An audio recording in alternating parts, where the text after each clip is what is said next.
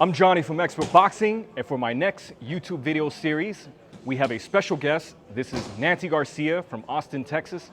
We're out here at Cooper MMA Gym. It's a great place. Come out, train. Nancy is the 2019 Texas State Golden Glove champion and also 2019 National Runner-Up champion. And for the next couple of videos, she's going to be sharing a couple of the special tips, tricks, and tactics she used to get to the national level. I hope you guys enjoy.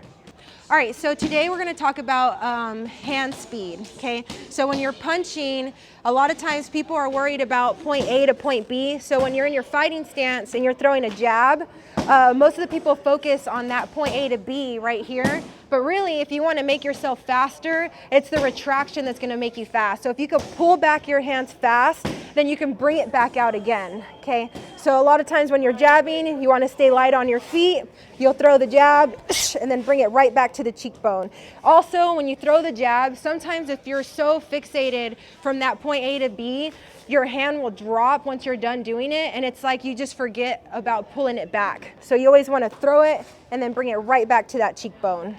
Yeah, and I also wanted to add, to help you retract the hands faster, it's important that you don't overcommit on your shots. So there are many fighters that when they jab, they're leaning in so much that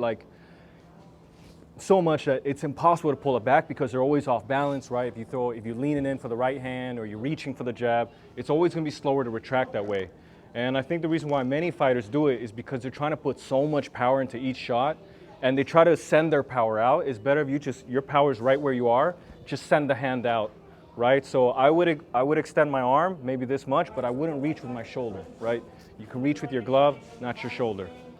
That's exactly right. I love exactly what Johnny said. So a lot of times when people are throwing their jab, if they overextend, they're off balance. So once you're here, I would capitalize on that moment. So a lot of times if you use your defense, and let's say if I were to catch it or pull it down this way, then I would throw my jab right back. So it's all about being first too. So that's gonna make you super fast. What I like to do is I'll throw feints. Feints are perfect for getting your opponent to react. So a way that I throw my feint is I'll kind of stomp my foot and lean in, or I'll just kind of push my hand out a little bit here. Once I get that reaction, then I'll shoot for my jab.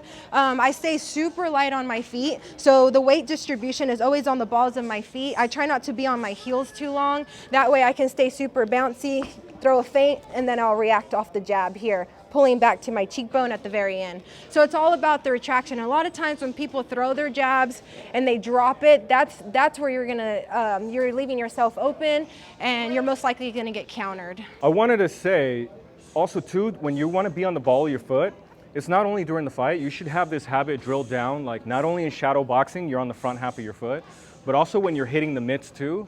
I see many fighters that when they're hitting the mitts, they start to stand a little flat, sit on the heel, or when on the heavy bag, they're standing flat, sitting on the heel. So it's good to always be bouncing as you're hitting the bag or hitting the mitts. And even if you do want to sit down for heavier punches, try to bring your weight towards the front of your foot a little more, right? That would be easier to move. And then of course, if you don't want to move, sit down on the heels and really swing the hooks. Once again, I'm Johnny from Expert Boxing. This is Nancy Garcia from Texas, and we'll see you guys on the next video.